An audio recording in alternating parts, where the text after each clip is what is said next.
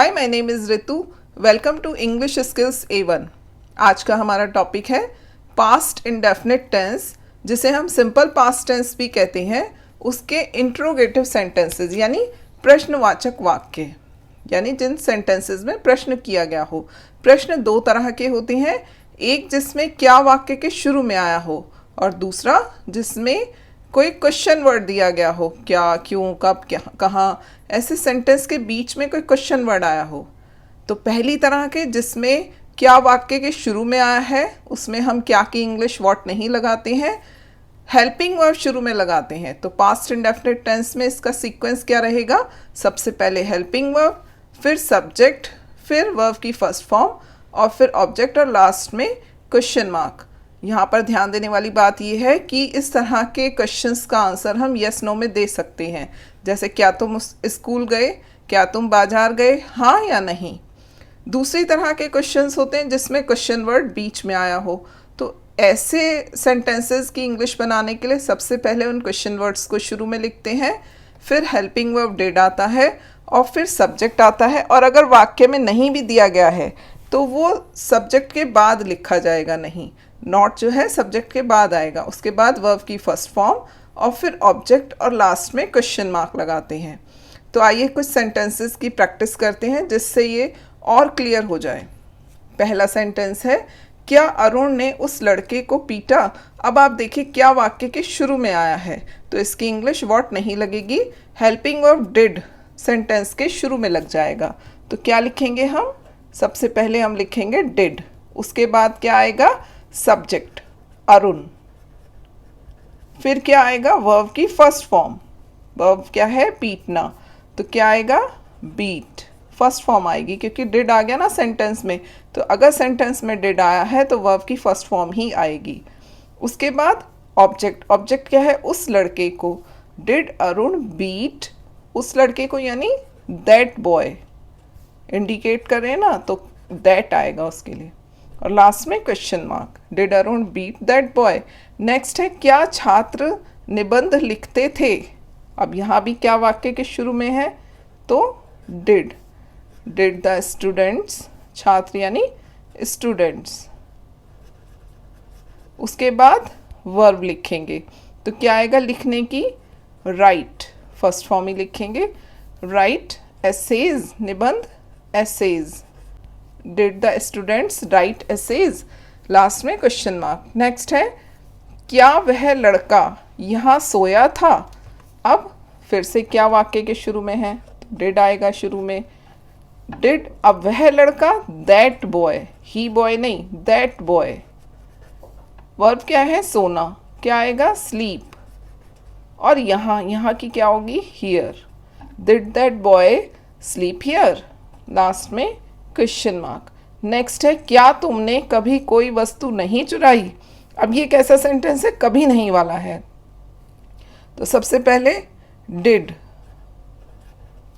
कभी नहीं वाला है लेकिन इसमें क्वेश्चन है ना, तो सबसे पहले हम लिखेंगे डिड, फिर हम लिखेंगे सब्जेक्ट यू, फिर हम लिखेंगे नेवर, कभी नहीं के लिए हम नेवर लगाते हैं, डिड यू नेवर।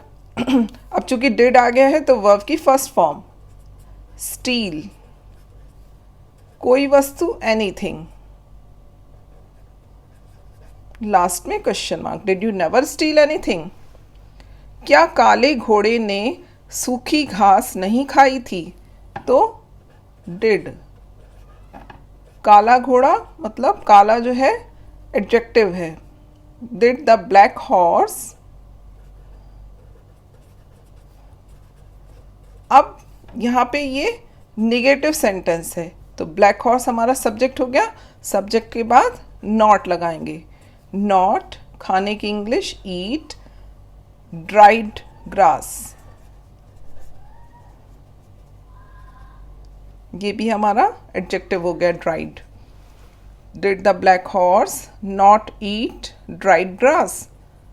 क्या कल रात बूंदाबांदी हुई थी, यानी हल्की हल्की बारिश।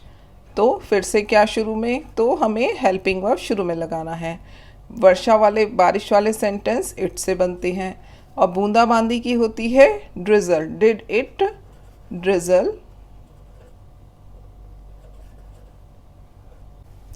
Did it drizzle? कल रात, लास्ट नाइट,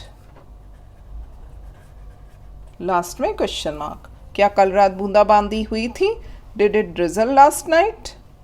रवि ने आज क्या खाया था? अब आप देखिए यहाँ पर सारे क्या शुरू में आए थे, अब यहाँ क्या वाक्य के बीच में आया है, तो इसकी इंग्लिश हम व्हाट लिखेंगे। तो सबसे शुरू में हम क्वेश्चन वर्ड क्या की इंग्लिश व्हाट लिखेंगे, फिर हम हेल्पिंग वर्ब डिड लगाएंगे, व्हाट डिड, उसके बाद हम लिखेंगे सब्जेक्ट, सब्जेक्ट क्या है? Ravi. What did Ravi eat today? Last में question mark, what did Ravi eat today? Next है तुम्हारा मित्र आज स्कूल क्यों गया? अब कौन सा क्वेश्चन वर्ड आया हुआ है? क्यों। तो सबसे पहले क्यों की इंग्लिश वाई, फिर helping verb did, why did तुम्हारा मित्र, योर फ्रेंड, जाने की गो, गो टू स्कूल,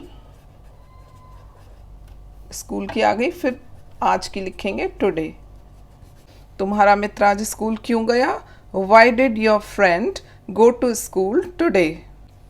नेक्स्ट है वह यहाँ कब आया था? अब कब की इंग्लिश क्या होती है? व्हेन, फिर helping verb did, when did he, subject आ गया, फिर आया वर्ब उसकी first form, when did he come, फिर यहाँ की इंग्लिश सबसे लास्ट में here, when did he come here?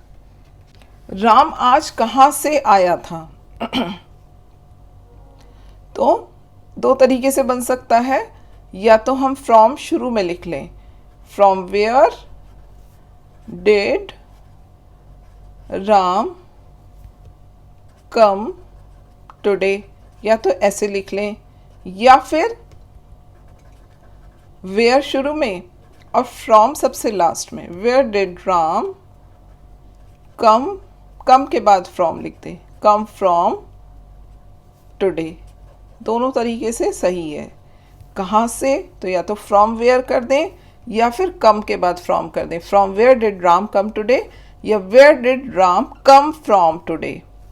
Next है राजन दिल्ली किस प्रकार पहुंचा? किस प्रकार मतलब हाउ, कैसे पहुंचा? हाउ डिड राजन पहुंचा रीच दिल्ली, दिल्ली, दिल्ली का डी बड़े से, how did Rajan reach Delhi, DELHI। Next है उसने ऐसा कब कहा था? तो कब की इंग्लिश व्हेन, फिर helping verb did, when did उसने की ही, और फिर कहने की से, और ऐसा सो, लास्ट में क्वेश्चन मार्क, व्हेन डिड ही से सो, उसने ऐसा कब कहा था? कितने लड़कों ने परीक्षा नहीं दी? कितना कितनी की इंग्लिश क्या होती है? How many, how much. जिनको हम गिन सकते हैं, जैसे लड़के गिने जा सकते हैं, तो जिनको गिन सकते हैं उनके साथ हाउ मैनी, और इसके साथ इससे रिलेटेड नाउन पहले एक साथ लिखेंगे, हाउ मैनी बॉयज नहीं दी, डिड नॉट, फिर परीक्षा देना, टेक द एग्जाम, लास्ट में क्वेश्चन मार्क। नेक्स्ट है उसने कौन सा उपन्यास पढ़ा? कौन सा मतलब विच, और विच के साथ भी इससे रिलेटेड नाउन यानी कौन सा उपन्यास पहले एक साथ लिखेंगे। उपन्यास मतलब novel, NOVEL। Which novel did उसने ही, पढ़ने की read, which novel did he read. Next है मेरी चाय किसने बिखेर दी? अब यहाँ किसने मतलब कौन, हु, तो ये वाले थोड़े से डिफरेंट बनते हैं। हु वाले में हु ही हमारा सब्जेक्ट होता है, तो हु के फ़ौरन बाद आपको वर्ब की सेकंड फॉर्म लिखनी होती है, तो बिखेरने की होती है स्पिल, यहाँ पर डिड नहीं आएगा, हु वाले में डिड नहीं लिखते हैं, सीधे वर्ब की सेकंड फॉर्म लिखते हैं पास्ट इंडेफिनिट टेंस में। हु स्पिल्ड मेरी चाय, माई टी, लास्ट में question mark. Who spilled my T? तुमने अपना कप्तान किसको चुना? अब किसको यानी whom, did, you, तुमने यानी you, चुना चूज, CHOOSE, अपना कप्तान, तुमने के साथ अपने की क्या आएगी? Your captain. whom did you choose your captain? डाकखाने से यह पार्सल कौन लाया था? अब फिर से कौन वाला सेंटेंस है, तो सबसे पहले हम क्या लिखेंगे? हु, फिर वर्ब की सेकंड फॉर्म ब्रॉट, यह parcel, this parcel, BROUGHT, who brought this parcel डाकखाने से, फ्रॉम द पोस्ट ऑफिस, डाकखाना यानी पोस्ट ऑफिस। लास्ट में क्वेश्चन मार्क। भारत में आर्य कहाँ से आए? आर्य एक मतलब लोग थे जो कि प्राचीन काल में थे, तो उनकी बात हो रही है। फिर से कहाँ से है, तो वही दोनों तरीके से बन सकता है। From where did Aryans come Bharat में इन इंडिया, और दूसरी तरीके से where did Aryans come from, कहाँ से? Come from in India. दोनों तरीके से ठीक है। नेक्स्ट है, क्या हमारे नेतागण ने देश की एकता और अखंडता के लिए कार्य किया? जब पहले शुरू में आप थोड़े इजी सेंटेंसेस बनाइए, फिर थोड़े एडवांस सेंटेंसेस बनाने की कोशिश कीजिए। तो यहाँ पर है डिड हमारे नेतागण, आवर लीडर्स कार्य करना, work for the Ekta, unity, for the unity and अखंडता, integrity